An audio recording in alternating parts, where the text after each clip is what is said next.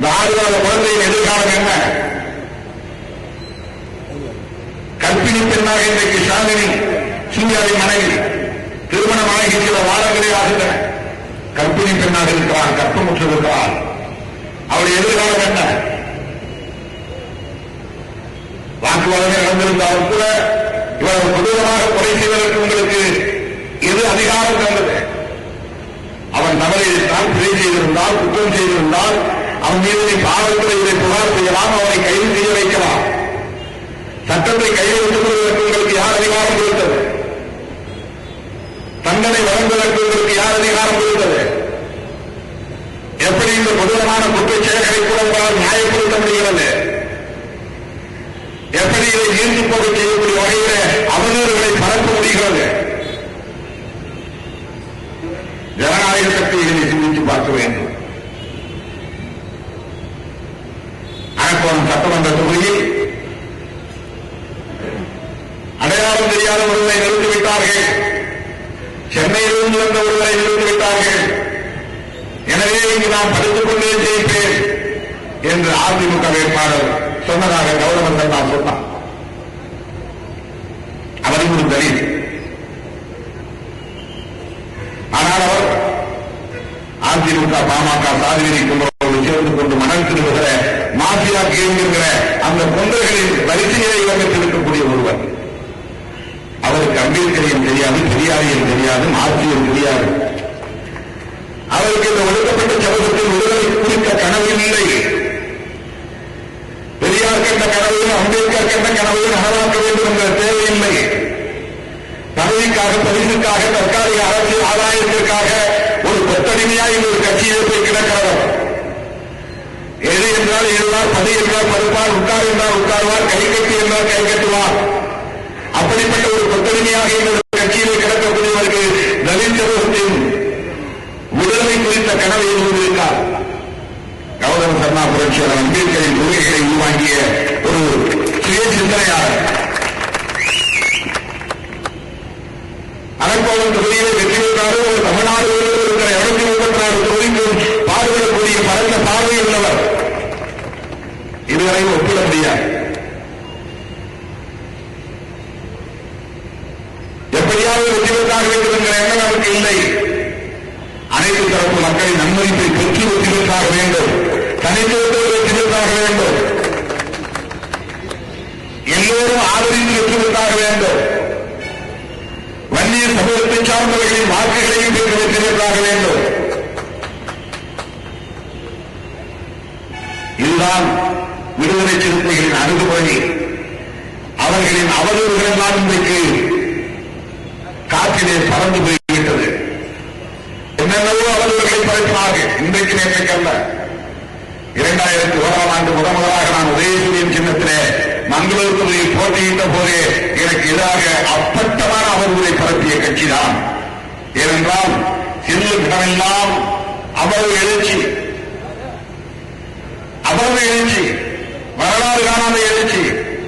திருமாவளவன் வெற்றி பெற்று விடுவாரோ என்று அஞ்சிய கும்பலிடம் வெற்றி பெற்றுவிடக் கூடாது. தேர்தல் அரசியல் இந்த இயக்கம் அதிகரித்து வைத்து நடைபெற்றுவிடக் கூடாது என்பதற்காக அப்போதே முதலாக எனக்கு எதிரான அவதூறுகளை பரப்பினார்கள். திருமாவளவன் வன்னிய சமூகத்து பெண்களுக்கு எதிராக பேசுகிறான்.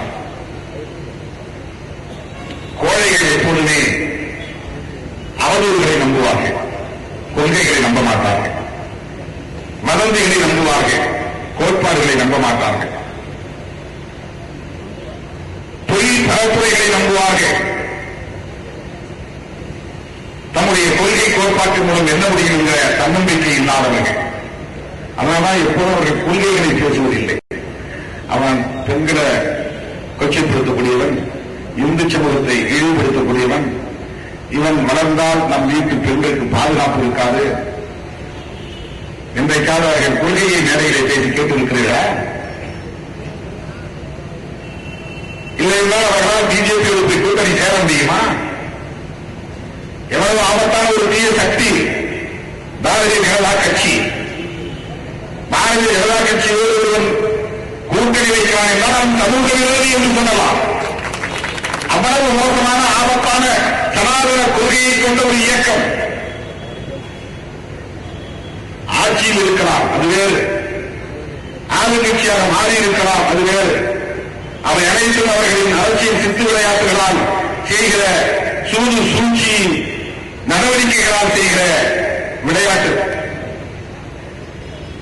என்ன வேண்டுமானாலும் அத்துமீறி அவர்களால் செயல்பட முடியும், எந்த அநாகரிகத்தையும் அரங்கேற்ற முடியும், எந்த அருவருப்பான அரசியலையும் அவர்களால் செய்ய முடியும் என்கிற அளவுக்கு பொலிட்டிக்கல் மொராலிட்டியே இல்லாதவர்கள், அரசியல் நேர்மையே இல்லாதவர்கள். அரசியல் நேர்மையே இல்லாதவர்கள் கட்சி மாறுவது என்றால் கட்சி. பிற்படுத்தப்பட்ட மக்களுக்கு இடஒதுக்கீடு கொடுக்கக்கூடாது என்ற எதிர்ப்பு தெரிவித்து இந்தியாவிலேயே மிகப்பெரிய வன்முறை வெளியாட்டத்தை நடத்திய ஒரே கட்சி பிஜேபி. எப்படி ராமதாசா பிஜேபி கூட்டணி சேர முடிகிறது? எப்படி அதிமுகவை சேர்ந்த எடப்பாடி பழனிசாமி அவர்களால் பிஜேபி கூட்டணி சேர முடிகிறது? கொங்கு வேளாளர்களாக இருந்தாலும், மத்திய சமூகத்தை சார்ந்தவர்களாக இருந்தாலும், இதனால் பிற்படுத்தப்பட்ட அந்த சமூகத்தினருக்கு இடஒதுக்கீடு தரக்கூடாது என்று மண்டல் பரிந்துரையை நிறைவேற்றக்கூடாது என்று வெளியிலிருந்து நீதிக்கு வந்து போராடியது, வன்முறை வெளியாட்டத்தை அரங்கேற்றியது இந்தியாவிலேயே ஒரே கட்சி பிஜேபி தான். அந்த பிஜேபி கூட்டணி வைக்க எப்படி உங்களால் முடியும்? எப்படி முடிகிறது? சுயநலம்தான், தற்காலிக அரசியல் ஆதாயம்தான். திருமாவளவன் அந்த பரிந்துரையை எடுத்து போராடினான். விக்ரமன் சொன்னாரே நாயக் அவர்களை பற்றி, ராம்விலாஸ் பாஸ்வான் அவர்களை பற்றி, இந்தியா முழுவதும் கருத்து இயக்கங்கள், அம்பேத்கர் இயக்கங்கள் ஒன்று கூட மண்டல் பரிந்துரையை எதிர்த்து பேசவில்லை. வரவேற்றோம், ஆதரித்தோம். இதனால் பிற்படுத்தப்பட்ட அனைத்து தன்னை சார்ந்த உழைக்கும் மக்களுக்கு இடஒதுக்கீடு வேண்டும் என்பதை நாம் ஏற்றுக்கொண்டோம், மனப்பூர்வமாக ஏற்றுக்கொண்டோம். ஆனால் அன்றைக்கு பிஜேபியின் தலைவராக இருந்த அத்வானி என்ன செய்தார்? எஸ்சி எஸ்டி இடஒதுக்கீட்டை எதிர்த்து ரத யாத்திரை மேற்கொள்ளவில்லை. அவர் நடத்திய ரத யாத்திரை என்பது மண்டல் குழுவின் பரிந்துரையை நிறைவேற்றக்கூடாது என்று விபிசி அரசுக்கு எதிராக அவருடைய ஆட்சியையும் கவிழ்த்துவிட்டது. ரத யாத்திரை என்கிற பெயரால் உள்ள ரத்த யாத்திரையை நடந்தார்கள். பல்கலைக்கழக மாணவர்களை தூண்டிவிட்டார்கள். பிராமண சமூகத்தை சார்ந்த இளைஞர்கள் நீதிக்கு வந்து மண்டல் பரிந்துரையை நிறைவேற்றாதே, நடைமுறைப்படுத்தாதே என்று முழக்கமிட வைத்தார்கள். ஆத்திரமூட்டியவர்களை வன்முறைக்கு தூண்டிவிட்டார்கள். இதையெல்லாம் எண்ணி பார்க்க வேண்டாமா? இளம் தலைமுறைகளுக்கு இந்த வரலாறு தெரியாமல் போகலாம். வன்முறை சமுதாயத்தை சார்ந்த இளம் தலைமுறைகளுக்கு சுட்டிக்காட்ட இருக்கிறோம். முதலியார் உள்ளிட்ட உண்மையாளர் உள்ளிட்ட அனைத்து இவர் பிற்படுத்தப்பட்ட மக்களின் இளம் தலைமுறைகளுக்கு சுட்டிக்காட்டுவோம். இன்றைக்கு நீங்கள் பெறுகிற இந்த இடஒதுக்கீட்டுக்கு வன்முறை விளையாட்டத்தை கட்டமைத்து வைத்த கட்சிதான் பிஜேபி. அந்த பிஜேபியோடு தான் எடப்பாடி பழனிசாமியும் ராமதாசும் கூட்டணி வைத்துக் கொண்டு இன்றைக்கு குரலிக் கொண்டிருக்கிறார்கள். பிற்படுத்தப்பட்ட மக்கள் இடஒதுக்கீடு வேண்டும் என்று தொடர்ந்து போராடி கொண்டிருக்கிற கட்சி. இதனை பிற்படுத்தப்பட்டவர்களுக்கு இடஒதுக்கீடு வேண்டும், தனியார் துறையிலும் இடஒதுக்கீடு வேண்டும், மருத்துவ கல்வியும் அதன் மத்திய தொகுப்பு இடங்களிலும் இடஒதுக்கீடு வேண்டும். யார் கேட்டது? ஒவ்வொரு மாநிலத்திலிருந்து மருத்துவக் கல்லூரி மொத்த இருக்கைகளில் 15% மத்திய தொகுப்புக்கு ஒப்படைக்க வேண்டும். 15% 15% செவிகள் போல சொல்லப்படக்கூடிய அந்த மத்திய தொகுப்புக்கு 100 இடங்கள் இருந்தால் 15 இடம் கொடுக்கும். 200 இடமா இருந்தால் 30 இடம் கொடுக்கணும். 1000 இடமா இருந்தாக்க 150 இடம் கொடுக்கணும். இருக்கைகள் அவ்வளவு இடத்திலும் எஸ்சி எஸ்டிக்கு இடஒதுக்கீடு உண்டு. ஆனால் ஓபிசிக்கு இடஒதுக்கீடு கிடையாது. ஓபிசியா நாங்க இல்லைன்னு நினைக்கிறாங்க. இருக்கக்கூடிய எம்பிசி, எம்பிசியா இருந்தாலும் பிசியா இருந்தாலும் 2 விஷயம் தான் ஓபிசி. ஓபிசி ஏன் தேவைப்படுது? ஓன்னா அதர், பீன்னா பேக்வர்ட் கிளாஸஸ். அதர் பேக்வர்ட் கிளாஸஸ்னா அப்ப யார் original backward class? SC SC தான் original backward class. Originally backward class schedule caste and schedule tribes. அதுதான் லீகலி சட்டப்பூர்வமான பொருத்தமான சொல்லாடல். அதனால அவங்க அதர் பேக்வர்ட் கிளாஸ் இவங்களை ஷெட்யூல் பண்ணதுனால ஷெட்யூல் காஸ்ட். ஏற்கனவே புரட்சியாளர் அம்பேத்கர் அவர்கள் அரசியலமைப்பு சட்டத்தை எழுதக்கூடிய வாய்ப்பை பெற்றுள்ளதால் இந்தியா முழுவதும் உள்ள தாழ்த்தப்பட்டாளர் என்ற தலித் சமூகத்தினரை, பழங்குடி சமூகத்தினரை பட்டியல்படுத்திவிட்டார். இவங்களுக்கெல்லாம் கட்டாயம் இடஒதுக்கீட்டை அரசியலமைப்பு சட்டத்தின்படி வழங்க வேண்டும் என்பதை உறுதிப்படுத்துவதற்காக அதோடு அவர் நின்றுவிடவில்லை. அத்துடன் அவர் நின்றுவிடவில்லை. ஸ்ரீநாயக் மட்டுமல்ல, ராம்விலாஸ் பாஸ்வான் மட்டுமல்ல, மாயாவதி மட்டுமல்ல, திருமாவளவன் மட்டுமல்ல, நம்மை எல்லாம் மனிதர்களாய் தலைமுறை வைக்கிற ஒரு மகத்தான தலைவர் புரட்சியாளர் அம்பேத்கர் அவர்களே, ஓபிசி மக்களுக்கு இடஒதுக்கீடு வேண்டும், அவர்களின் நலன்கள் குறித்து ஆய்வு செய்ய வேண்டும், அதற்காக ஒரு வெல்ஃபேர் கமிட்டி போட வேண்டும் என்று அவர் வற்புறுத்தினார். பண்டிட் ஜவஹர்லால் நேரு பிரதமராக இருந்த காலத்தில் தன்னுடைய அமைச்சர் பதவியை உதவியளித்து வெளியே வந்தார். அவர் அதற்கு சொன்ன காரணங்கள் 3. இந்து சட்ட மசோதாவை நீங்கள் விவாதத்திற்கே எடுத்துக் கொள்ளவில்லை, எனவே நான் ராஜினாமா செய்கிறேன்.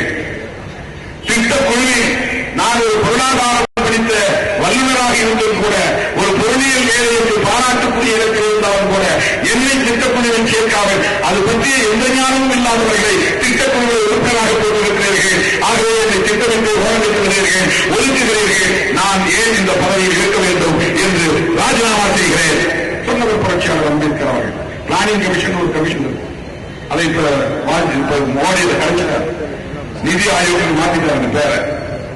அந்த பிளானிங் கமிஷன்ல இன்டெலக்சுவல்ஸ், எக்ஸ்பர்ட்ஸ், எக்கனாமிக்ஸ் அவங்க தான் இடம் பெறணும். ஆனா பண்டிட் ஜவஹர்லால் நேரு அவர்கள் மேல்சாதியை சார்ந்து தங்களுக்கு வேண்டிய சில ஆட்களை போட்டுக் கொண்டார். புரட்சியாளர் அம்பேத்கர் ஒரு மெம்பராக போறாங்க, அது ஒரு காரணம் சொன்னார். அதற்கடுத்து ஓபிசி வெல்ஃபேர் கமிட்டி ஒன்றை போட சொன்னார், வற்புறுத்தினார். ஓபிசியாக இருக்கக்கூடிய இதர பிற்படுத்தப்பட்ட மக்களுடைய நலன்கள் குறித்து ஆய்வு செய்வதற்காக, அவர்களுக்கான இடஒதுக்கீட்டை உறுதி செய்வதற்காக, அவர்களுக்கான கோரிக்கைகளை கண்டறிவதற்காக ஒரு கமிட்டியை போட வேண்டும் என்பதையும் வலியுறுத்தினார்.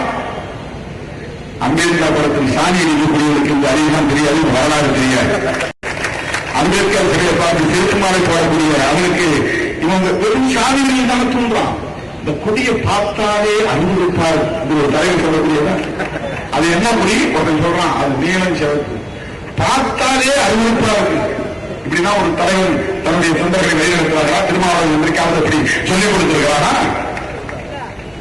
ஒரு தலைவர் நேரில் பேசுறார், நம்ம வீட்டு பிள்ளைகள் கோயிலுக்கு வராது, சாமி கும்பிட, அவன் அந்த பசங்களும் வராங்க, சடையை பிடிச்சி இழுக்கிறான், அப்படி இழுத்து காட்டுறான், சடையை பிடிச்சி இழுக்கிறான், மார்ப கசக்கிறான், கசக்கி காட்டுறான், மார்ப கசக்கிறான்.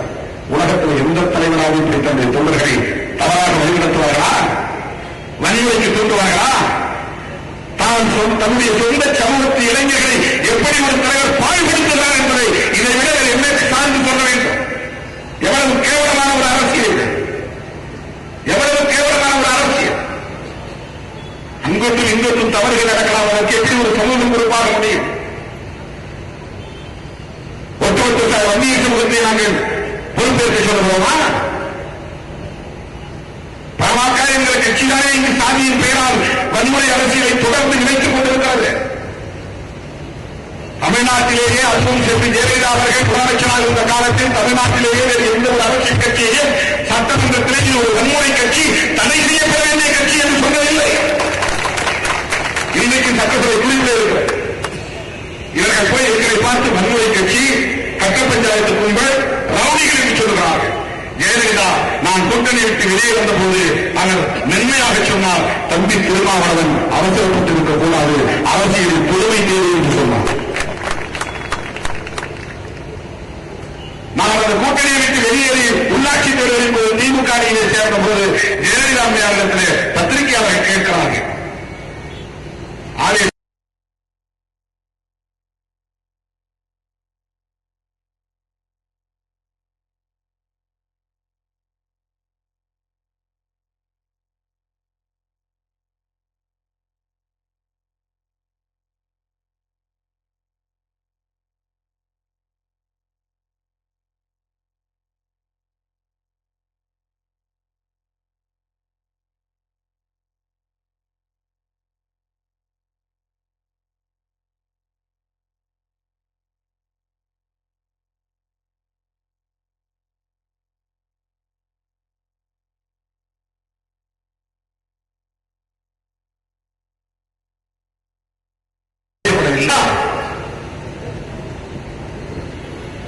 சிறுத்தைகள் மீது அப்படி யாராவது சொல்லிவிட முடியுமா?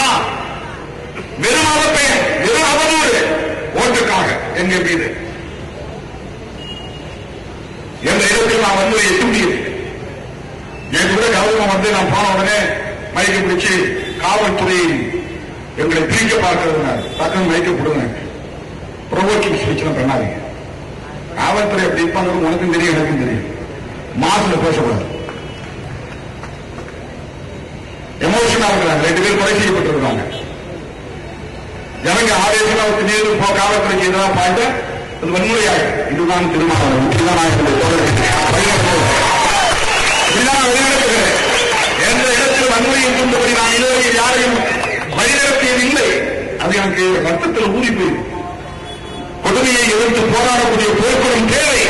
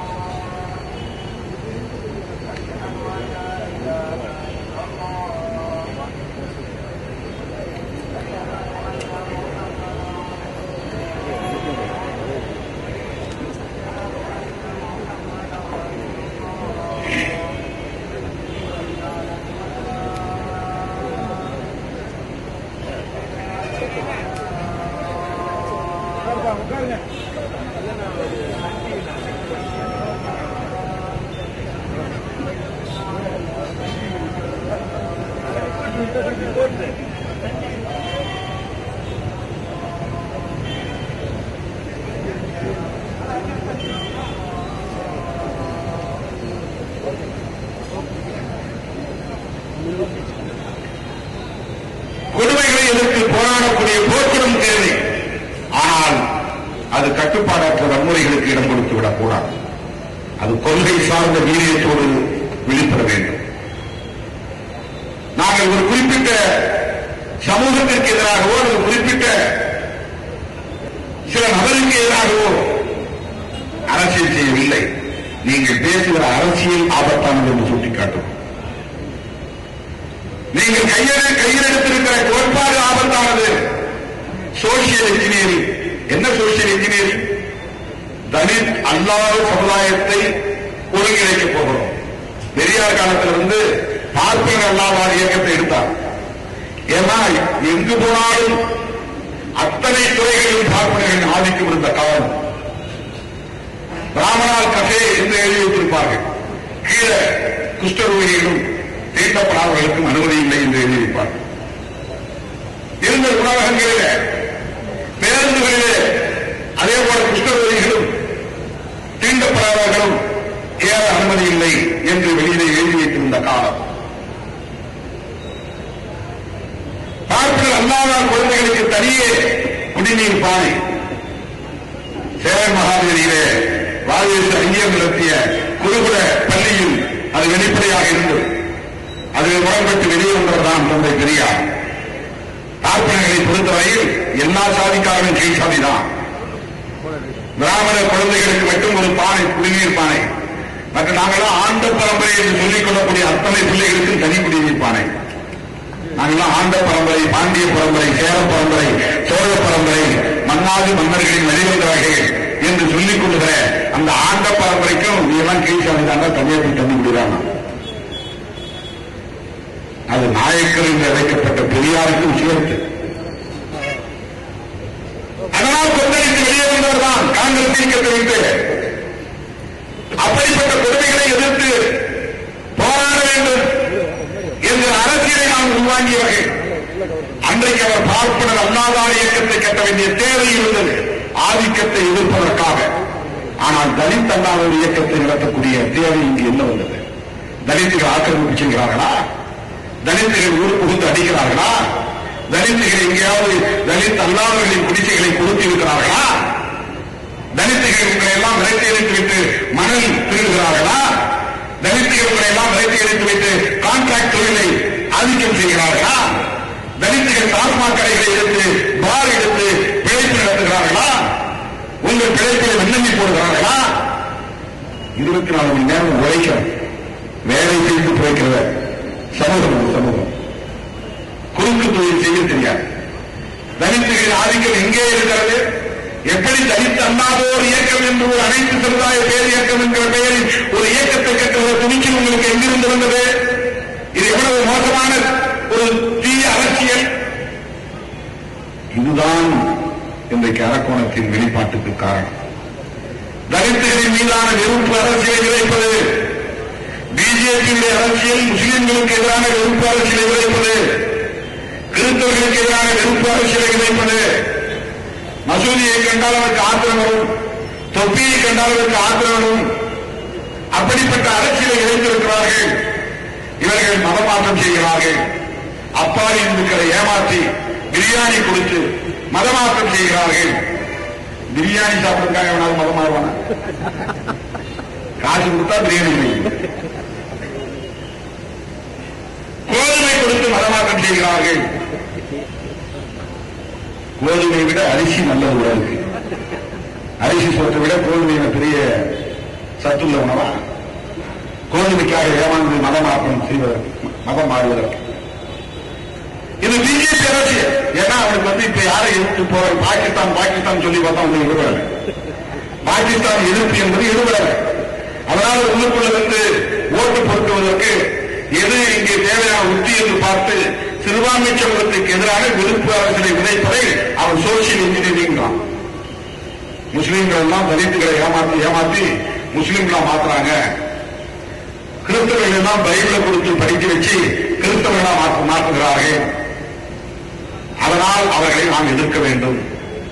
நான் கேட்கிறேன், சூர்யாவும் அர்ஜுனும் முஸ்லிம்களா அல்லது கிறிஸ்தவர்களா?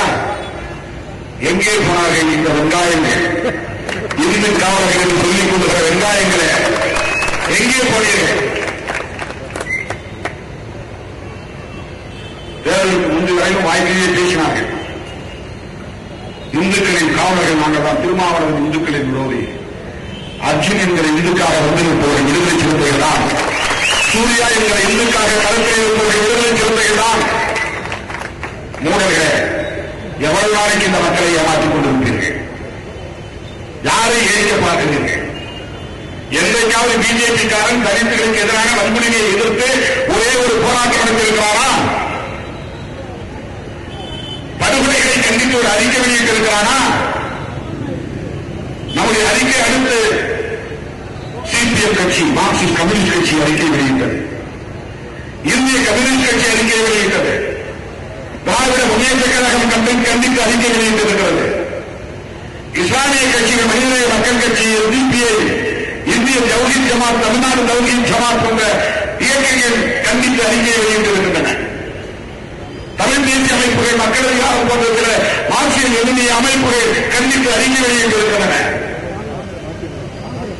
காங்கிரஸ் பேரியக்கம் கண்டித்து அறிக்கை வெளியிட்டிருக்கிறது. மறுமலர்ச்சி திராவிட முன்னேற்ற கழகத்தின் தலைவர்கள் வைகோ கண்டித்து அறிக்கை வெளியிட்டிருக்கிறார். ஏன் பிஜேபி கண்டித்து அறிக்கை வெளியிடவில்லை? ஏன் அதிமுக கண்டித்து அறிக்கை வெளியிடவில்லை? பதில் சொல்ல முடியுமா? எங்கள் கட்சிக்கு சம்பந்தமில்லை என்று சொல்லுகிற மருத்துவர் ராமராஜ் அவர்களே, மனிதநேயம் இருந்தால், நெஞ்சிலே ஈரம் இருந்தால், ஈவி இறக்கம் இருந்தால், உண்மையிலே மனசாட்சி இருந்தால் கண்டித்து அறிக்கை வெளியிடுங்கள். எங்களுக்கும் அந்த படுகொலைக்கும் சம்பந்தமில்லை. அந்த குடும்பத்தை சார்ந்தவர்களுக்கு நான் ஆழ்ந்த இரங்கலை தெரிவித்துக் கொள்கிறேன் என்று வெளிப்படையாக எதிர்ப்பால் அறிக்கை வெளியிட முடியவில்லை. முடியாது. சாதி வெறி, அரசியல் ஆதாயம் சொல்லுகிற அற்ப அணுகுமுறை முடியாது. என்றைக்காவது விட்டிருந்தா? ரெண்டு பேருக்கு இடையே இருந்த வாக்குவாதம் முற்றி கொலையை முடிந்துவிட்டது என்று சொன்னால் அந்த கொலையை மூடி மறைக்கிற முயற்சி அல்ல. அந்த இளைஞர்களின் நடத்தையையும் கேவலப்படுத்துகிற ஒரு முயற்சி. கொலை செய்ய வந்த 20 பேர் முடிச்சிருந்தான். இந்த 2 பேர் செத்துருந்தாங்க. போஸ்ட்மார்ட்டம் பண்ணாங்கல்ல, போஸ்ட்மார்ட்டம் ரிப்போர்ட்ல அவர்கள் சாராயம் குடிச்சிருந்தா கட்டாயம் தெரியும். முதல்ல அவன் போஸ்ட்மார்ட்டம் பண்ணுவான், ஸ்டொமக்க தான் பார்ப்பான். வயிற்ற பழந்த உடனே இறைப்பைக்குள்ள என்ன இருக்கு பார்ப்பான். ஆல்கஹால் குடிச்சிருந்தா ஆல்கஹால் மிஞ்சிருக்கும். ஒரு 1/2 லிட்டர் குடிச்சிருந்தா, 100 ml குடிச்சிருந்தா கூட ஒரு 5-10 ml ஆல்கஹால் இருக்கும். அதை எடுத்து அவன் டெஸ்ட் பண்ணாக்க ஆல்கஹால் தெரிஞ்சிடும். அறிவியல் பூர்வமாக நிரூபிக்க முடியும்.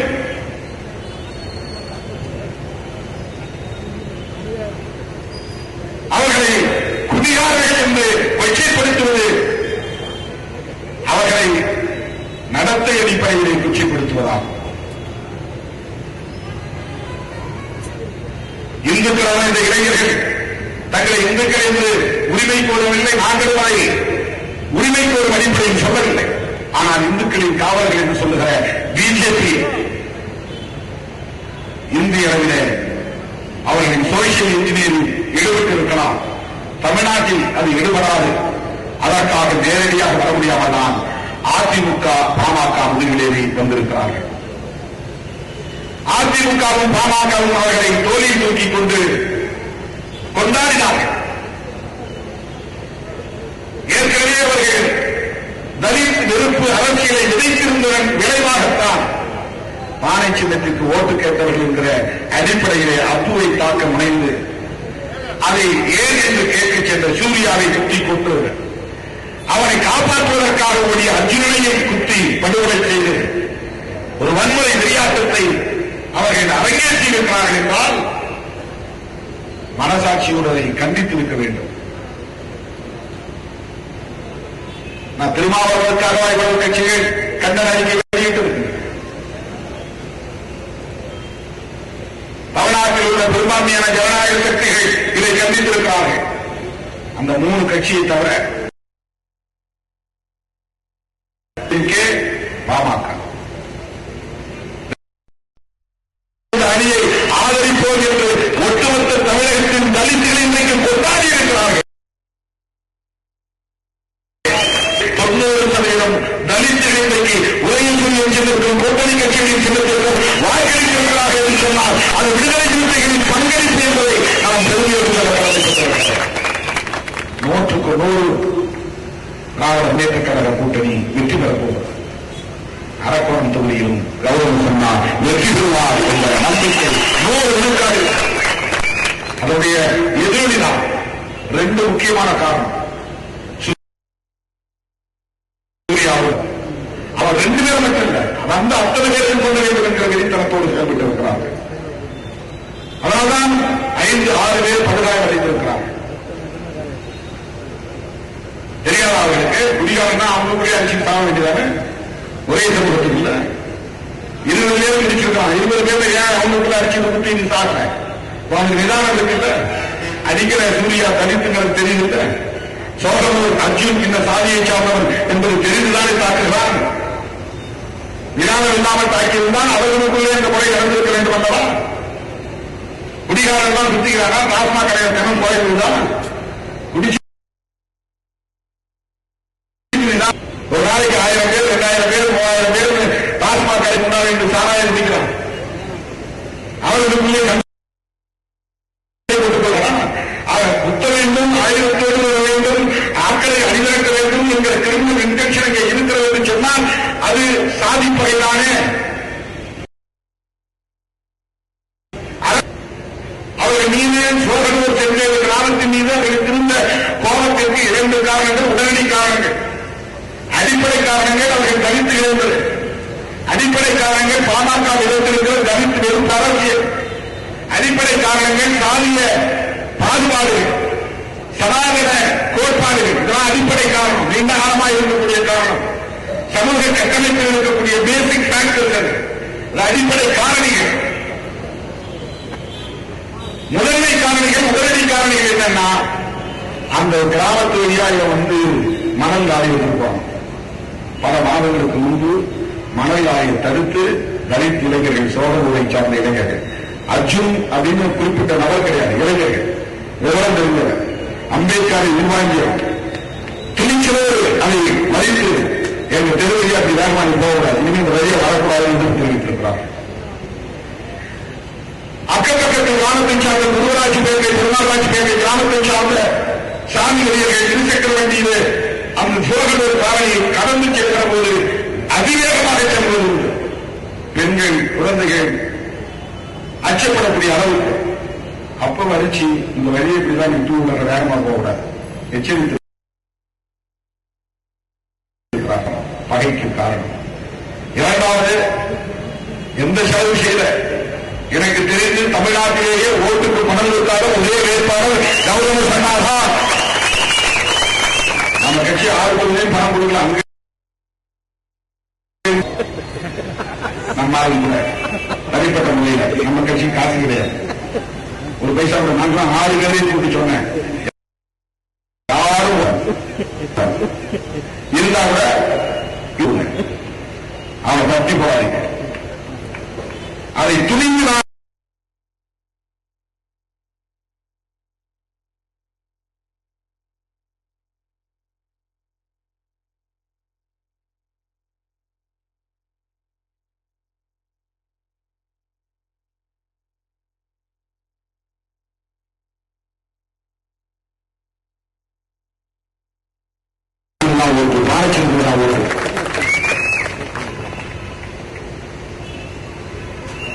பாராட்ட ஆதரிக்கக்கூடிய அதிமுக வேட்பாளருக்கு வரவேற்பு இல்லை.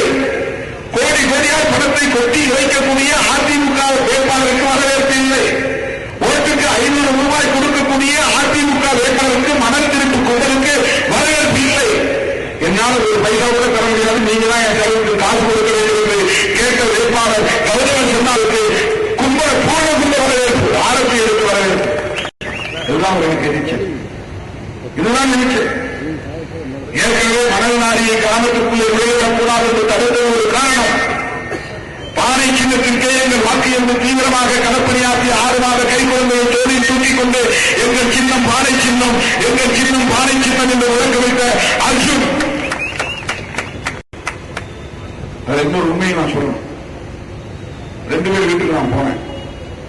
2 பேர் வீட்டில் நுழைந்த உடனே திராவிட முன்னேற்ற கழக தலைவர் ஸ்டாலின் படம் போட்ட காரணம் மாட்டிருச்சு. இந்த கட்சியை சார்ந்த உறுப்பினர்களும் இல்லை.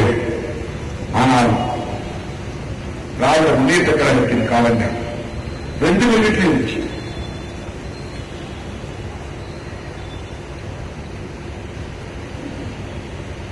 இதுவெல்லாம் அவர்களுக்கு எரிச்சல்.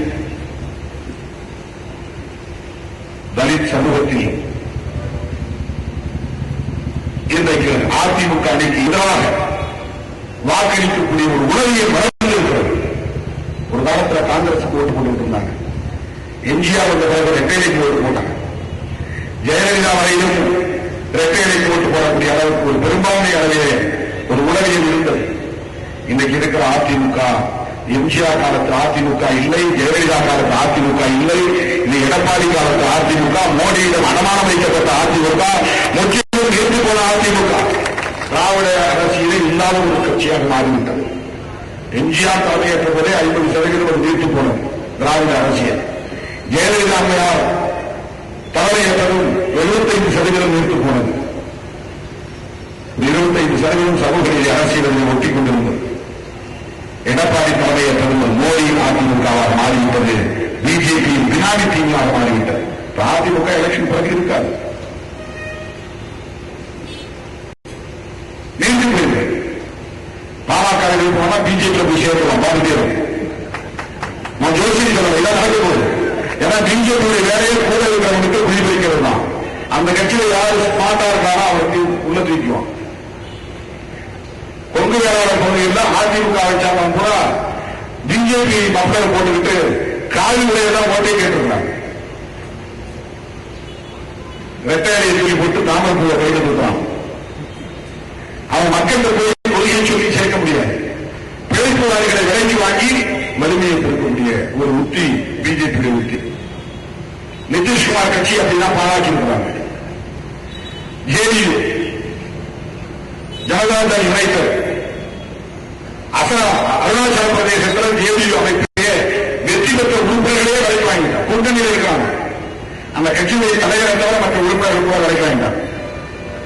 அதுதான் பிஜேபியுடைய கல்ச்சர்.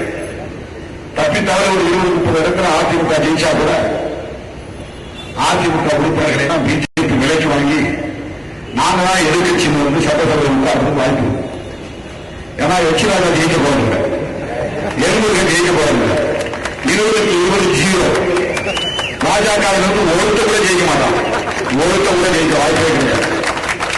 தப்பி தவறி அதிமுக ஓட்டுக்கு பணம் கொடுத்து ஏமாற்றி ஒரு சில இடங்களில் வெற்றி பெற்றால் கூட அந்த உறுப்பினர்களை தான் பிஜேபி விலைக்கு வாங்கி அதிமுக எதிர்கட்சி அல்ல, நாங்கள் தான் எதிர்கட்சி என்று தமிழக அரசியலில் விளையாடுவதற்கான உத்திகளை வகுத்திருக்கிறார்கள். நாம ஜோசியை சொல்வதுதான் நடக்க போகுது. மோசமான அநாகரிகமான அருவருப்பான அரசியலை அரங்கேற்றக்கூடிய ஒரு அரசியல் கட்சிதான் பிஜேபி.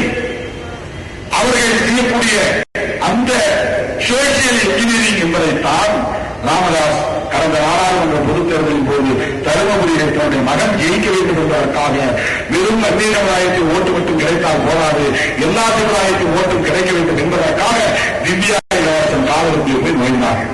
திவ்யாவும் இளவரசனும் யார்கிட்டையும் போய் புகார் கொடுக்கல. அவங்க அப்பா அம்மா போய் யாருக்கும் புகார் கொடுக்கல. அவங்க ஊழலியே 2 பேரும் ஃப்ரெண்ட்ஸாக இருந்திருக்கிறாங்க. ஒருத்தர் விரும்பி இருக்கிறாங்க. 4 வருஷம் 5 வருஷம் அந்த சுற்று வட்டாரத்தில் அனைவருக்குமே தெரிந்த சமாச்சாரம் அது. ஆனா இவங்க போய் அதை கையில் எடுத்து அவர்களை பிரிக்க முயற்சித்து அவங்க அப்பாவை கண்ணாப்பின்னான்னு அவமானப்படுத்தி அவரை தற்கொலை செய்யக்கூடிய அளவுக்கு தூண்டிவிட்டதே திவ்யா சொன்ன ஸ்டேட்மெண்ட். தூண்டிவிட்டதே பாமக. ஏன்னா இதை வைத்து திருமாவளவன் வந்த பிறகுதான் தமிழ்நாட்டில் காதலே நடக்குது. திருமாவளவன் வந்த பிறகுதான் காதல் நாடகம். அந்த நாடக காதலாம் புதுசா வார்த்தையை கண்டுபிடிச்சிருக்கிறாங்க. மனிதன் தோன்றிய காலத்திலிருந்து காதல் ஆணும் பெண்ணும் ஒருவரை ஒருவர் உற்று நோக்கினார். ராமாயணத்திலே வருகிற ராமனுக்கும் சீதைக்கும் அண்ணனும் நோக்கினால் அவனையும் நோக்கினார். காதலை அவனே பாடிக்கிறான், கம்பனே பாடிக்கிறான். எந்த காலத்தில் ராமன் பிறந்தான்னு நமக்கு யாருக்கும் தெரியாது. ஏதோ 50,000 வருஷத்துக்கு முன்னாகிறாங்க, 5000 வருஷத்துக்கு முன்னாகிறாங்க. அப்ப அந்த காலத்தில் திருமாவளவன் இருந்தானா ராமனை தூண்டிவிட்டா, திருமாவளவன் தூண்டிவிட்டா, ராமன் சீதையை பார்த்தா சீதைக்கு காவல் திருமாவளவனாக இருந்தது. எவ்வளவோ பேர் வந்தா யாராலையும் வில்ல எடுக்கவும் முடியல, வில்ல முடிக்கவும் முடியல. அது வில்ல முடிச்சுட்டு இவன் போய் தாடி கட்டிருக்கலாம். ஆனா அதுக்கு முன்னாடி வில்ல எடுக்கிறது முன்னாடி உற்று நோக்குகிறான். அண்ணனும் நோக்கினான் அவர்களால். காதல் வந்த பிறகுதான் வில்லையே அவனால இருக்க முடியுது. அந்த எனர்ஜியே காதல் வந்த பிறகுதான், சீதை பார்த்த பிறகுதான் வருது. சீதை ராமனை உற்று நோக்கிறான், காதலோடு பார்க்கிறான். அந்த காதலை பார்த்த பிறகுதான் ராமனுக்கு எனர்ஜி வருது. அந்த வில்லான் தூக்குறான், வளர்ச்சி நாட கூட்டுறான். காதல் என்னைக்கே மனிதன் தோன்றிய காலத்திலே வந்தது. அப்பாவி வண்டிகளை ஏமாத்துறதுக்காக திருமாவளவன் வந்துதான் ஜீன்ஸ் பேண்ட் போட்டுக்கிறாங்க, டி ஷர்ட் போட்டுக்கிறாங்க, கருப்பு மாதிரி போட்டுக்கிறாங்க, கூலிங் கிளாஸ். சொந்த சமூகத்தை இழிவுபடுத்துவது எவ்வளவு அர்த்தமான அவசியம். ஒரு கூலிங் கிளாஸ் போட்டா பெண்கள் பின்னாடி போயிடுவாங்களா? ஜீன்ஸ் பேண்ட் போட்டா உடனே பின்னாடி போயிடுவாங்க. அவ்வளவு பலவீனமானவர்களா பெண்கள்? அது நம்முடைய சொந்த சமூகத்தை இழிவுபடுத்துகிறோமே என்கிற எண்ணம் வேண்டாமா? திருமாவளவனை பழிவாங்குவதற்காக, திருமாவளவனை கொலை செய்வதற்காக, பிற சமூகத்தை எல்லாம் தூண்டி விடுவதற்காக இவ்வளவு பெரிய அற்பமான ஒரு அரசியலை இந்திய அரசியல் வரலாற்றில் யாரும் செய்திருக்க முடியாது. என்ன பிஜேபி பார்த்து காப்பீட்டு வருவாங்க. அவன் என்ன பண்றான்? லவ் ஜிகாத், லவ் ஜிகாத். அதாவது அது நாடகக்காரலாம். அவன் பிஜேபி சொல்றான். இவன் நாடகக்காரன் தமிழை சொல்றான். அவன் வடமொழியில இங்கிலீஷையும் வடமொழியும் சேர்த்து லவ் ஜிகாத். அதாவது இஸ்லாமிய ஆண்கள் எல்லாம் பெரியார் இந்து பெண்களை மயக்கி கல்யாணம் பண்ணி அவங்கள முஸ்லீமா மாத்திடுறாங்க. இது முஸ்லீம் வெறுப்புக்காக, முஸ்லீம் சமூகத்தின் மீது வெறுப்பை விளைவிப்பதற்காக பிஜேபி கையாளக்கூடிய இந்து விரோத உத்தி. இது ஒரு ஆன்டி இந்து ஸ்டேட். இந்து சமூகத்திற்கு எதிரான உத்தி, இஸ்லாமிய சமூகத்திற்கு எதிரான உத்தி அல்ல. இந்து மக்களை ஏய்ப்பதற்காக, ஏமாற்றுவதற்காக, அவர்களின் வாக்கு வங்கியை பறித்துக் கொள்வதற்காக திட்டமிட்டு மோடி கும்பல் நடத்துகிற ஒரு அரசியல். அது அப்படியே இங்க அப்ளை பண்றாரு. இங்க முஸ்லீமுக்கு எதிராக பேச முடியாது. இப்ப யாரும் பிஎம்கே முஸ்லீம் ஓட்டை போடுறது ஒரு காலத்தில் நம்பினாங்க. பழனி பாபாவோட காலத்தில் பழனி பாபா ஊராக போய் உட்கார ஐயா ஐயான்னு பேசினார். வடலூர் கூட பேசினார். நானும் வரவில்லை. பழனி பாபா கலந்து கொண்ட கூட்டத்தில் நானும் கலந்து கொண்டேன். அந்த கூட்டத்தில் பேசினார். மருத்துவர் ஐயா இப்படி எல்லாம் பேசக்கூடாது, என் கவுன்சிலர் கலத்துங்க, என்னை முக்கிய தீர்வு நிறுத்துங்க, என்னை விசாரணை நடத்துங்க, என்னை சவுக்காவடிங்க எல்லாம் பேசக்கூடாது. தலித்து ஓட்டு போட்டாலும் சரி, ஓட்டு போடலாம் சரி, நாங்கள் உங்களுக்கு பக்கபலமா இருக்கிறோம் அப்படின்னு இஸ்லாமிய சமுதாயத்தின் சார்பில் அவர் பேசினார். அந்த பழனி பாபாவே டீச் பண்ணிட்டார். சாட்டரை வச்சு அழைச்சிட்டார். இந்த சமூகத்துக்கு எதிராக எந்த வாய்ப்பையும் கொடுக்கல. ஒரே எத்தனை சீட்டு வந்தாலும் முஸ்லீம் ஒரு சீட்டு கொடுத்துருக்காங்க. பாமக எத்தனை பேர் கசாலை இருந்தார், குணமுடி எலிபா இருந்தார், எத்தனை பேர் இருந்தார். இதுவரையும் 30 சீட்டு வாங்கியிருக்காரு கூட்டணியில. ஒரே ஒரு முறை கூட தான் பெற்ற இடங்களில்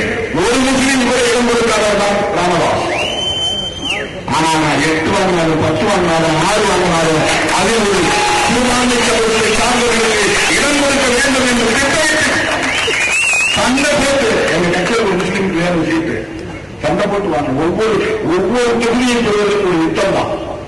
சும்மா இந்த 6 சீட்டை வாங்க. அரசியல் சும்மா கிடையாது. கடுமையான பேரம் நடக்கக்கூடிய ஒரு களம். ஏனென்றால் இது அதிகாரம், வெறும் புகழ் கிடையாது. சினிமாவில் வெறும் புகழ், பணம், அவ்வளவுதான். அரசியல் அதை தாண்டி அதிகாரம் என்று ஒன்று இருக்கிறது. அந்த அதிகாரம் தொடர்பான களத்தில் எப்படி பேரம் நடக்கும் என்பது உங்களுக்கு தெரியும். அந்த பேரத்தில் நாம் கொள்கை சார்ந்துதான் நாம் பேசுறோம். எங்களுக்கு 6 பேர் அது 10 பேர் கேட்கறோம்னா அது பதவிக்காக கேட்கல. யுத்தம் நடத்துகிற தளபதிகளாக, படைத்தளபதிகளாக களத்தில் அனுப்புவதற்கு கேட்கிறோம். நாங்க 6 பேரை மிலிட்டரியில் கேட்கிறோம். 6 பேரும் பதவிக்கு அனுப்பல. நாங்க ராணுவத்துக்காக இருக்கிற மாதிரி அனுப்புவோம். 6 பேர் பிழைப்பு பழச்சுக்கிட்டவங்க, அதை வர சட்டம் வச்சு பழச்சுக்கிட்டோம் அப்படிங்கிறதுக்காக அனுப்பல. 6 பேரை இளைஞருக்கு கேட்டுக்கிறோம்னா, 6 தொகுதியை கேட்டுக்கிறோம்னா 6 படைகள், 6 நபர் கிடையாது.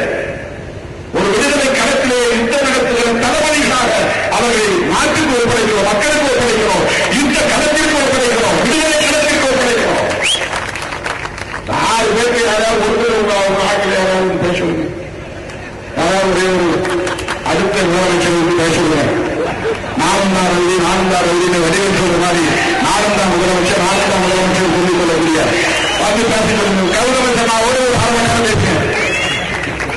ஆனால் விக்ரம மாவட்டம் சேலஞ்சு கொடுத்தாரு, பேசுவாங்க, விவாதிப்போம் வாங்க. நாங்க எல்லாம் கௌரவம் கொடுத்தது வாரிசு.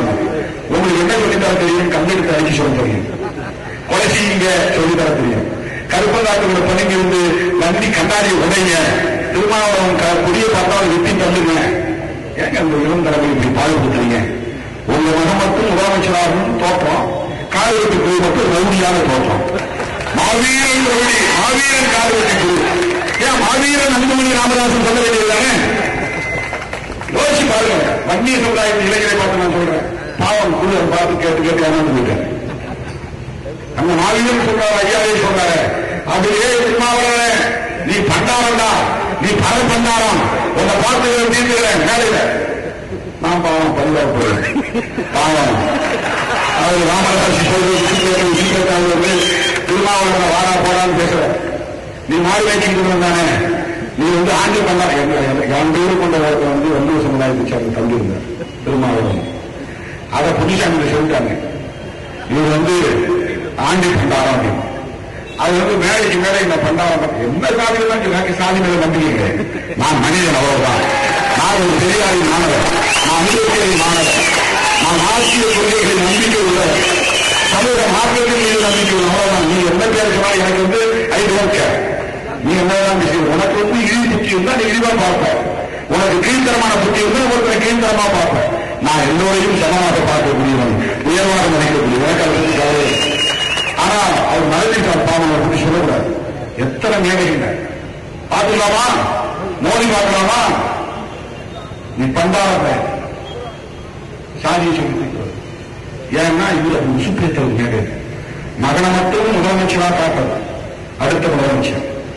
ஆனா காலியத்து புரிதல் வங்கியா மாட்டாங்க. இன்னைக்கு அந்த சமூகத்து இளைஞர்களை தூண்டிவிட்டு இப்படி அரசியல் பேசினா அவனுக்கு கோபம் இருக்கும்.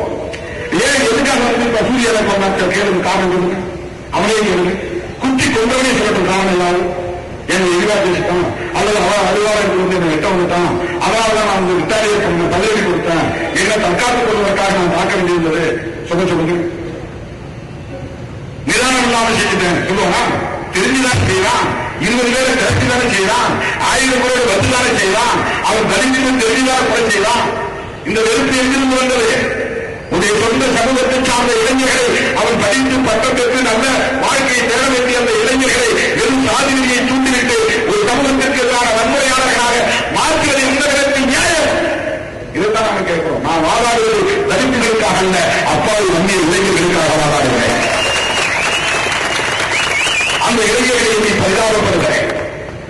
சன்னா சொன்னதை போல அந்த சமூகத்து இளம் தலைவரையை மீட்க வேண்டிய பொறுப்பு விடுதலை கட்சிக்கு இருக்கிறது. செய்வோம். ஓட்டு போட்டாலும் போடவில்லை என்றாலும் ஒட்டுமொத்த பிற்படுத்தப்பட்ட உழைப்பு மக்களின் விடுதலைக்காக போராடுகிற இயக்கம் தான் விடுதலை சிறுத்தைகள் கட்சி. தேர்தல் காலம் முடிஞ்சு சூடை இன்னும் ஆகல, 4 நாள் ஆகல. போராட்டம் நடத்தினோம். விடுங்க, ஏதோ குடிகாரங்க அடிச்சுட்டாங்க அப்படின்னு ஜனங்களுக்கு ஆளுன்னு சொல்லிட்டு நல்ல கொடுத்துட்டு போயிருக்கோம். விடுதலை சிறுத்தைகளை போட மாட்டோம், எந்த இடத்திலும் வீட்டு போட மாட்டோம். தேர்தல் அரசியலை வீட்டு போக செய்யாது. தேர்தல் களத்தில் இருந்தாலும் விடுதலை சிறுத்தைகள் நீதியும் குன்றாமல் புரட்சியாளர் அம்பேத்கரின் பாதையை நடக்கக்கூடியவர்கள், போராட்ட களத்தில் நிற்கக்கூடியவர்கள். சூர்யாவை மதுரையை படுகொலை செய்த சம்பவத்தை எப்படி நாங்கள் கடந்து போக முடியும்? உங்கள் சோசியல் இன்ஜினியரிங் என்கிற இந்த அற்பமான அரசியலை அமல்படுத்தாமல் எப்படி நாங்கள் அடுத்த கட்டத்தை நோக்கி நகர முடியும்? திராவிட முன்னேற்ற கழகத்தை குறிவைத்தவர்கள் களத்தில் இறங்கினார்கள். திராவிட முன்னேற்ற கழகத்துக்கு முட்டுக் கொடுக்க வேண்டிய தேவை விடுதலை சிறுத்தைகள் கட்சிக்கு இல்லை. விடுதலை சிறுத்தைகள் முட்டுக் கொடுக்கும் அளவுக்கு திராவிட முன்னேற்ற கழகம் பலவீனமாக இல்லை. சில முட்டாள்கள் மூலங்கள் திருமாவளவன் போய் தாங்கி பிடிக்கிறார் திமுக. திமுக ஒரு பெரிய கட்சி, அது அத்தனை கிராமங்களிலும் கிளைகளை கொண்ட ஒரு பெரிய இயக்கம், ஒரு கோடி உறுப்பினர்களை கொண்ட ஒரு இயக்கம். அதுக்கு போய் திருமாவளவன் வந்து தாங்கி பிடிக்கணும், முட்டுக் கொடுக்கணுங்கிற தேவைதான் கிடையாது. அல்லது எங்களுக்கு பதவி வேணும், பயிற்சி வேணும், ஏதாவது ஒரு கூட்டணியில சேரணுங்கிற அரசியல் இருந்தா ஏன் பிஜேபி போய் சேரலாமே, அதிமுக கூட்டணியில சேரலாமே? அவங்க எல்லாம் உதவலான்னு சொன்னாங்களா? 5 வருஷத்துக்கு முன்னாடியே அன்கண்டிஷனல் சப்போர்ட், எந்த நிபந்தனையும் இல்லாமல் திராவிட முன்னேற்ற கழகத்தோடு தரத்தில் நிற்போம். பிஜேபி என்ற ஒரு மோசமான அரசியல் கொள்கையை கொண்ட கட்சி தமிழ்நாட்டுக்குள் அதிகரித்து வைப்பது ஆபத்தானது. இதுவரையில் பெரியாரும் அண்ணாவும் கலைஞரும் அதை கட்டி காப்பாற்றி ஒரு பாதுகாப்பு அரணாக இருந்து தமிழ்நாட்டை பாதுகாத்திருக்கிறார்கள். அது அரசியல் இந்தியா, அரசியல் இந்தியாவை பாதுகாத்திருக்கிறார்கள். இப்ப கலைஞர் இல்ல, ஜெயலலிதா அம்மா சும்மா சொல்லக்கூடாது. அவங்க பார்ப்பன சமூகத்தை சார்ந்தவர்களாக இருக்கலாம். சட்டசபையில வெளிப்படையா சொன்னாங்க, நான் பாப்பாத்திதான் சொன்னாங்க, வெளிப்படையா சொன்னாங்க. அந்த அம்மா எவ்வளவு துணிச்சல் இருந்தா உலகமே ஜெகத்குருன்னு சொல்லக்கூடிய ஜெயேந்திர சரஸ்வதி சுவாமியை கொலையரத்தில் கைது பண்ணி உள்ள போட்டுச்சு. யாராவது ஒரே ஒரு பிராமண சமூகத்தை சேர்ந்த ஜெயலலிதா அம்மாவுக்கு எதிராக பேசினா, எங்க ஜெகத்குருடைய இந்த ஒரு கொலைவழக்கு போட்டியன்னு அந்த அம்மாவுக்கு எதிராக வாக்களித்தானா? புரிந்து கொள்ள வேண்டும். அந்த ஜெயலலிதா அம்மா 2016 நாடாளுமன்ற தேர்தலில் சொன்னாங்க, ஆபத்தை உணர்ந்து சொன்னாங்க. திமுகவை தான் இப்போது விமர்சிக்கக்கூடிய கட்சி, கலைஞரை கடுமையாக விமர்சிக்கக்கூடியவர், திமுகவை தான் எதிர்த்து களத்தில் நிற்கிறார். ஆனால் ஒரு குறிப்பிட்ட கட்டத்தில் அவர் வேகமாக பிஜேபிக்கு எதிரான அரசியலை கையெழுத்தார். அந்த பிரச்சாரத்தில் மோடியா நேரியா மோடி பார்ப்போமா அறைகள் இருந்தார். என்ன துணிச்சல் ஒரு பெண்மணிக்கு! ஏன் சொன்னாங்க, ஏன் மோடியை எதிர்த்தாங்க? அது மட்டும் இல்ல, வாஜ்பாய் முதல் முறையா இந்தியாவில் அவருடைய தலைமையில் ஆட்சி அமைந்து பிஜேபி ஆட்சி முதல் முறையா. அது ஒரு மதவாத கட்சி, வகுப்புவாத கட்சி, மதவெறியை தூண்டுகிற கட்சி. முஸ்லிம்கள் ஆதரிக்க மாட்டார்கள், கிறிஸ்தவர்கள் ஆதரிக்க மாட்டார்கள், பெரும்பான்மை இந்துக்கள் அவர்களை ஆதரிப்பதில்லை, ஆட்சிக்கு வர வாய்ப்பே இல்லை என்ற நிலையில் தப்பி தவறி கூட்டணி அமைத்து ஆட்சியை அவர்கள் கைப்பற்றும் போது 13 நாள் அந்த ஆட்சியை கவிழ்த்தவர் ஜெயலலிதா. அந்த நேரத்தில் அம்மா சொன்னாங்க, நான் முன்பு ஒரு தவறை செய்தேன், தவறு செய்தால் தவறு என்று ஒத்துக்கொள்கிற தைரியம் எனக்கு உண்டு. அந்த தவறுக்கு பரிகாரமாக நானே உருவாக்கிய ஆட்சியை நானே கவிழ்த்தேன். ஜெயலலிதா அம்மாவை சொல்ல முடியும். சொல்லிட்டு சொன்னாங்க, இனி எந்த காலத்திலும் அந்த கட்சியோருக்கு அனைத்து இந்திய அண்ணா திராவிட முன்னேற்ற கழகம் கூட்டணி வைத்துக் கொள்ளாது, எந்த தொடர்பும் இருக்காது. எடப்பாடி பழனிசாமி அவர்களே, ஒரு பன்னீர்செல்வம் அவர்களே, உங்கள் சுயநலன் கண்ணை மறைக்கிறதா? அம்மா அம்மா என்று மூச்சுக்கு முன்னுரிமை சொல்கிறீர்களே, அம்மா அவர்களால் சபதம் ஏற்கப்பட்ட ஒன்றை எப்படி நீங்கள் குப்பைகளை தூக்கி வீசினீர்கள்? பிஜேபி எப்படி உங்களால் கூட்டணி சேர முடிந்தது? அவர்களுக்கு சிவப்பு கம்பளம் விதிக்க முடிந்தது. தமிழ்நாட்டுக்குள்ளே அவர்களை வரவேற்று தோழியை வைத்து எப்படி உங்களால் கொண்டாட முடிகிறது? இந்த நிலையில் தான் திராவிட முன்னேற்ற கழகத்தோடு நாம் கைகோர்த்து இருக்க வேண்டிய கோட்பாட்டு உறவாகத்தான் விடுதலை சிறுத்தைகள் கட்சி 6 இடங்களுக்கு 6 தொகுதிகளுக்கு கையொப்பமிட்டோம். அந்த இடத்தில் கூட நாங்கள் திராவிட முன்னேற்ற கழகத்தோடும் இடதுசாரி கட்சிகளோடும் இன்னும் பிற தோழமை கட்சிகளோடும் நாங்கள் களத்தில் கைகோர்த்து இருப்பது வெறும் பதவிக்காக அல்ல, பதவிக்காக அல்ல, 6 இடங்களுக்காக அல்ல, ஜெயிச்சுதான் ஆகணும் சொன்னா கண்ணா சொன்ன மாதிரி 6 இடத்துல முயற்சிகளில் நின்றுந்தா அவங்க தூக்கி கொண்டாடி இருப்பாங்க. இன்னும் பல மடங்கு அந்த இடத்தில் கூட தலைவர் ஸ்டாலின் அவர்களிடத்திலே எங்களுக்கான இண்டிவிஜுவாலிட்டி தனித்துவத்தை நாங்கள் பராமரிக்க வேண்டிய தேவை இருக்கிறது. எங்களுக்கு ஒரு நீண்ட பயணம் இருக்கிறது. நாங்கள் என்றாலும் தோற்றாலும் களத்தில் நிற்போம். உங்களோடு தொடர்ந்து நாங்கள் கைகொடுப்போம், களத்தில் கைகோர்த்து நிற்போம். நாங்கள் ஏதோ ஒரு சின்ன சுயேட்சை சின்னத்தை வாங்கிக்கிறோம். 10 நாள்ல பரப்ப முடியுமா? 24 மணி நேரத்தில் பரப்ப முடியும்.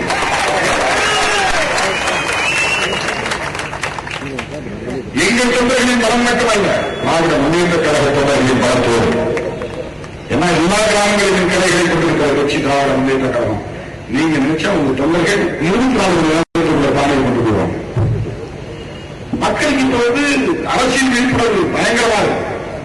இந்த ரெட்டலைக்கு எழுத்து யாரையா நிற்கிறார் கேள்வி கேட்காம ஓட்டு போட போறதில்லை. எழுந்து நிற்கிறது யார் அப்படிலாம் சின்னம் தெரியாம போய் ஏனதானு வாக்குச்சாவடிகள் கொண்டு ஏதோ ஒரு சின்னங்களை குட்டக்கூடிய அளவுக்குலாம் இன்னைக்கு தமிழ்நாட்டு மக்கள் கிடையாது. ரெட்டலையே நிற்கிறான். 10 வருஷம் தொடர்ந்து ஒரு எம்எல்ஏவா இருந்துட்டான். இந்த பகுதியில் ரெட்டலைக்கு தான் நாங்கள் முதல்ல ஓட்டு போட்டோம். இதுவரை இந்த பகுதிக்கு வரல. அவன் மணலுக்கு விட்டு கும்பலோடு தொடர்புடையவனா இருக்கிறான். அவனை வேண்டும் எழுந்து நிற்கிற கட்சி சின்ன எது கௌதம் சொன்னா நிற்கிறார், தானியில் நிற்கிறார். 24 மணி நேரத்தில் போயிடுச்சு. 24 மணி நேரத்தில் போயிருக்கு. ஏன் இதை சொல்கிறேன் என்று சொன்னால், வெறும் பதவி பரிசுக்காக தேர்தல் களத்தில் கூட்டணி உறவை தீர்மானிக்கிற இயக்கம் அல்ல, கொள்கை சார்ந்துதான் கூட்டணி உறவையும் தீர்மானிக்கிறோம் என்பதற்காக சொல்கிறேன். அதனால் இந்த சோசியல் இன்ஜினியரிங் என்கிற பெயரில் இவர்கள் தலித் வெறுப்பை விதைத்து வைத்திருக்கிறார்கள். தோழர்களே, தலித் வெறுப்பை விசிகா என்கிற ஒரு அமைப்பின் மீது பழி சுமத்தி திருமாவளவனை அரசியலில் இருந்து அப்புறப்படுத்திவிட வேண்டும் என்று முயற்சித்தார்கள். விகடன் ரிப்போர்ட்டர் ஒருத்தன் கோவையில் பேசினதை ரெக்கார்ட் பண்ணி வச்சுக்கிறாங்க. வெளியிட மாட்டாங்களாம். உள்ள போயிட்டாங்க. பேனாவில் வீடியோ கேமரா வச்சு ரெக்கார்ட் பண்ற சிஸ்டத்தின்படி உள்ள போயிட்டான். அனைத்து சமுதாய இயக்கத்தில் ராமதாஸ் பேசின பேச்சு ரெக்கார்ட் ஆகிருக்கு. நீங்க எல்லாம் மீசியை வச்சுக்கிட்டு ஆண்ட பரம்பரைங்கிறீங்க. இன்னும் திருமாவளவனை ஏன் உயிரோட வச்சுக்கிட்டு இருக்கிறீங்க? ஏன் அவனை காலி பண்ணாம வச்சிருக்கிறீங்க? தூண்டிவிட்டார். அதனாலதான் ஒவ்வொரு சாதிக்காம ஒவ்வொரு ஆபத்தானவங்க போடுறது. நான் எந்த சமூகத்துக்கு எதிராக உங்களுடைய வன்முறையை தூண்டுபடி பேசியதில்லை. நான் ரவிகளை கூட வச்சுக்கிறதே கிடையாது. ரவிக்குமார், கௌதம் சன்னா, சிந்தனை செல்வன், உஞ்சி அரசன் எல்லாம் படித்தவர்கள், மார்க்சியம் உள்வாங்கியவர்கள், சிந்தனையாளர்கள் எல்லாமே விட்டுவிட்டு உங்க மாதிரி கூட ரவி வச்சுக்கிட்டு அரசியல் நான் அந்த பாதுகாப்புக்காக ஒரு காலத்தில் கூட முன்னால் 2 வண்டி போ, பின்னால் 2 வண்டி போ, எல்லாம் தனித்தனியான குண்டர்களா வச்சுக்கிட்டு அவங்கெல்லாம் கராத்தையை கத்தவங்க, அவங்கெல்லாம் 4 கொலையை செஞ்சவங்க, 10 கொலையை செஞ்சவங்க யாரும் கூட முடியாது. எல்லாம் இன்டலெக்சுவல்ஸா இருப்பாங்க. கூட அடிச்சவர்களா இருப்பான். வேற ஒரு தான் இருப்பான். என்கிட்ட விவாதிக்கக்கூடியவர்களா இருப்பான். கோட்பாடுகளுக்கு புரிந்தவர்களா இருப்பான். என்னுடைய பாதுகாப்புக்கு நான் ஒரு நாளும் காவல்துறையையும் நம்பியதில்லை, ரவுடிகளையும் நம்பியதில்லை, ஆயுதங்களை நம்பியதில்லை, எந்த தூண்டுவதையும் நம்பியதில்லை. நான் பாட்டு தனியா போறேன். ஏன்னா நான் யாருக்கும் தீங்கு செய்வதில்லை. அறம் நம்மை காப்பாற்றும். தர்மம் தலைகாப்பும் பாடல, அறம் நம்மை காப்பாற்றும். கௌதம புத்தரின் கொள்கைகளை உருவாக்கி தொடர்ந்து பயணிக்கக்கூடிய ஒரு சமூகம், ஒரு இயக்கம் விடுதலை சிறுத்தைகள் கட்சி. வன்முறைகளை திட்டமிட்டு தூண்டிவிட்டு அரசியல் ஆதாயம் தேடக்கூடிய ஆபத்தான சாதியவாத சக்திகளையும் மதவாத சக்திகளையும் அப்புறப்படுத்துவதே எங்கள் பணி. தமிழ்நாட்டு மக்களை, இந்திய தேசத்து மக்களை காப்பாற்ற வேண்டும் என்பதை எங்கள் நோக்கம். பணமதிப்பு நீக்கிற நடவடிக்கையை எடுத்தேன் கருத்தேன் என்று தாந்தோன்றித்தனமாக திடீரென்று தொலைக்காட்சி முன்னால் அமர்ந்து மோடி அறிவித்த உடனே நான் கொந்தளித்து இருந்து 6 மணி நேரத்திற்கு செய்தியாளர்கள் சந்தித்து சொன்னேன். இந்த நகரம் இந்த தேசத்திற்கு ஆபத்து இருக்கிறது, அரசியலமைப்பு சட்டத்திற்கு ஆபத்து இருக்கிறது, ஜனநாயகத்தில் மதிக்காத ஒரு இந்தியாவின் பிரதமராக இருந்தார். அந்த 500 ரூபாய் 1000 ரூபாய் செல்வாயுகளை பற்றி கவலைப்படவில்லை. அவர் கையாண்ட உத்தி அணுகுமுறையை கொண்டு ஆபத்தான் எதேசிகாரமான போக்கு. அதற்காக உடனடியாக நாங்கள் இந்திய தேசத்தையே காப்பாற்ற வேண்டும், இந்திய அரசமைப்பு சட்டத்தை காப்பாற்ற வேண்டும் என்று புதுச்சேரியிலே அரசமைப்பு சட்ட பாதுகாப்பு மாநாட்டை 1,00,000க்கும் மேற்பட்ட இளைஞர்களை திருப்பியிருக்கிறோம். சிஏ சட்டம், குடியுரிமை திருத்த சட்டம், அது முஸ்லீம்களை பாதிக்கிற சட்டம் அப்படின்னு நாங்கள் ஒதுக்கி போடுவோம்.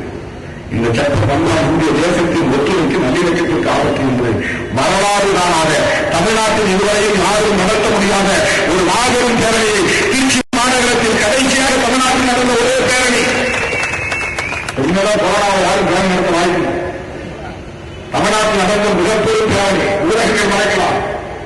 திருமாவளவன் ஒரு இளைஞர் ஆய்வு பண்ணிருக்கிறான். அடுத்து வரக்கூடிய தலைவர்கள் யாருன்னு அது திருமாவளவன் பேரக்கூட சேர்க்கிறது மனசு வரல. அவன் எப்படி சிந்திக்கலாம் பாருங்க. எடப்பாடியா ஸ்டாலினா அப்படின்னு வரிசையா பேர் போட்டுருக்காங்க. அதுல யார் யாரும் பேரலாம் எல்லோரும் உட்பட பேர்லாம் போட்டுருக்காங்க.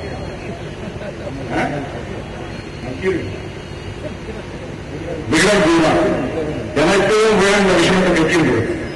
அவன் பிடிச்சுக்கிட்டு நண்பர்களுக்கு சண்டை போய் விசாரிச்சாங்கன்னா உண்மையை அப்படியே பதிவு செய்வோடு போட்டுருக்காங்க. இடம் பார்க்காம தெரியல புத்தி அவன் சர்வே இருக்கிறான். அதுல திருமாவளவன் பேர் இல்லை.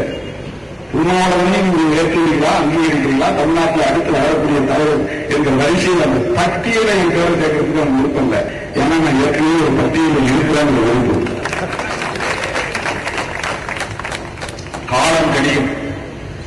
திருமாவளவன் இந்த நாட்டின் முதலமைச்சராக வேண்டும் என்று திருமாவளவன் சொல்ல தேவையில்லை. மக்கள் சொல்லுகிற காலம் வரும். அது அல்ல என்ற நோக்கம். ஆனால் எங்கள் பணி அந்த இடத்தை நோக்கி இட்டு செல்லும். என்ன முதல்வருக்கு என்ன தகுதி என்று சொல்லுங்க. இந்த தகுதி திருமாவளவன் கிடையாதா? திருமாவளவனுக்கு பேச தெரியாதா? எழுத தெரியாதா? திட்டமிட தெரியாதா? கருத்துக்களை வரையறுக்க தெரியாதா? நிர்வாகம் தெரியாதா? அரசியல் தெரியாதா? என்ன தகுதி? சொந்தமா காசு செலவு பண்ணி விளம்பரம் செய்து நானே பிரதமர் நானே முதல்வர் அப்படின்னு சொல்லிட்டா மட்டும்தானா? எவ்வளவு காழ்ப்புணர்ச்சி இந்த சமூகத்துக்குள்ளே இருக்கிறது.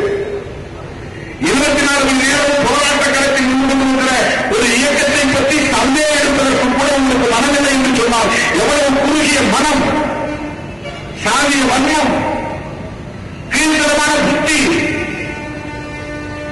ஆனால் அதை பற்றி நாங்கள் கவலைப்பட போவதில்லை. எங்கள் பணி மக்களிடத்தை கொண்டு போய் சேர்த்தோம்.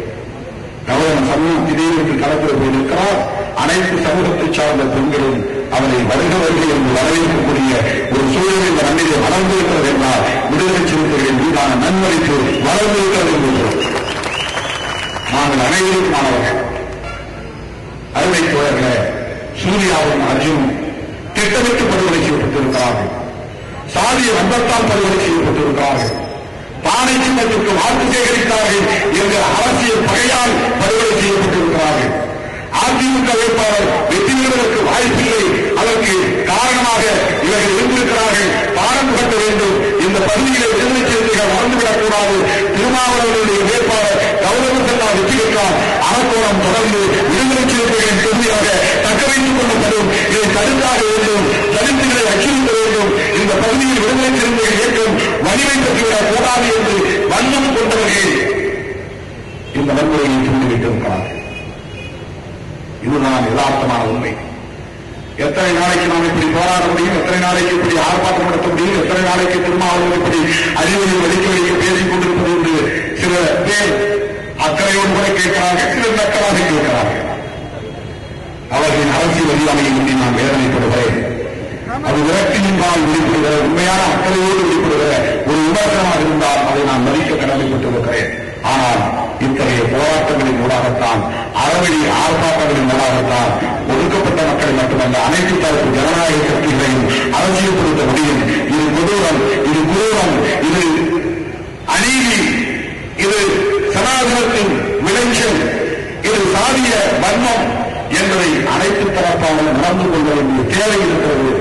ஏதோ கட்சிக்காரர்கள் முன்னணியில் இருப்பவர் மட்டும் நாம் கண்டிக்கிறார்கள் இல்லை.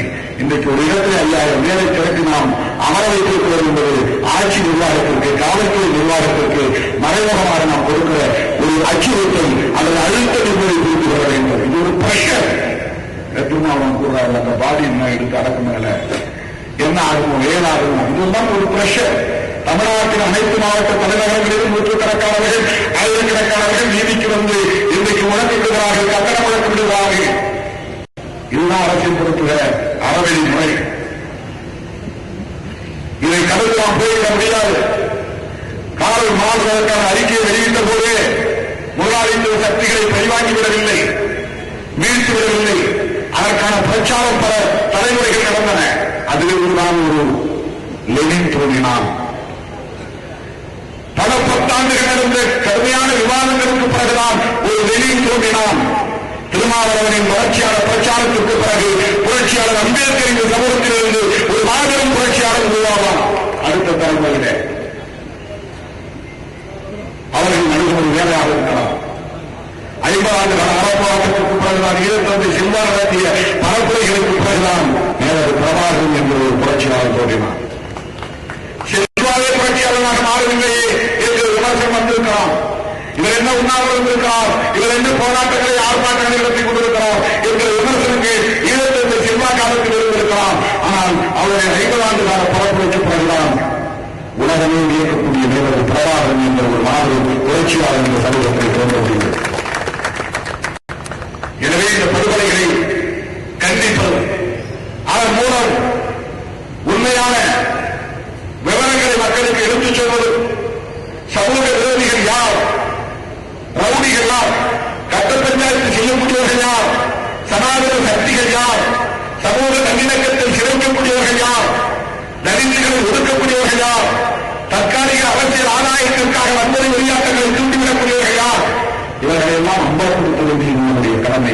அந்த அடிப்படையில் 24 மணி நேரத்தில் நாம் விடுத்த அழைப்பை ஏற்று இந்த மாபெரும் ஆர்ப்பாட்டத்திற்கு வருகை இருந்த என் உயிரின் உயிரான விடுதலை சிறுத்தைகளுக்கும் ஜனநாயக சக்திகளுக்கும் நன்றி கூறி, தமிழக அரசே, காவல்துறையே, பாதிக்கப்பட்ட குடும்பத்தினருக்கு உரிய இழப்பீட்டை வழங்கி சட்டத்தின்படி மட்டுமின்றி அரசாங்கத்தின் அடிப்படையில் அரசாங்கத்தின் சார்பில் கூடுதலாக நிதி ஒதுக்கீடு செய், அவர்களுக்கு உணவுக்கு இடம் கொடு, குடும்பத்தினர்களுக்கு அரசு வேலைவாய்ப்பை கொடு, குற்றவாளிகள் அனைவரையும் கைது செய், குண்டவெறுப்பு சட்டத்தில் சிறைப்படுத்து, அவர்களை பிணையில் வெளியே விடாதே, ஜாமீனில் வெளியே விடாதே, உடனடியாக 90 நாட்களில் குற்றப்பத்திரிகையை தாக்கல் செய், விரைந்து விசாரணை நடத்து, பிணையில் வெளியே விடாமலேயே விசாரணை நடத்தி முடி, அவர்களுக்கு உரிய தண்டனையை வழங்கி என்று சொல்லி